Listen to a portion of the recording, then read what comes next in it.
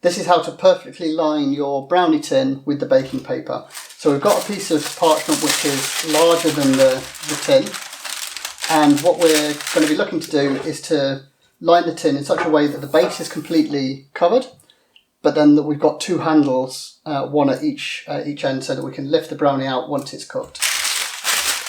So we'll take our baking paper and we'll create a crease along one side. So this crease here will go lengthways along the tin on the inside. So we want to create another crease on the other side so that the total width of the paper is the same width as the inside of the pan. Now this often takes a little bit of trial and error, but if we fold it along here, we can take our tin.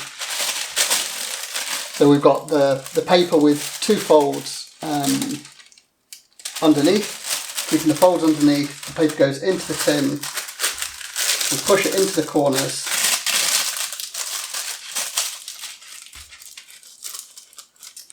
and now we've got our brownie tin. It's lined completely on the bottom, and we've got those handles on either end so that once the brownie's cooked, we're going to be able to just lift it straight out.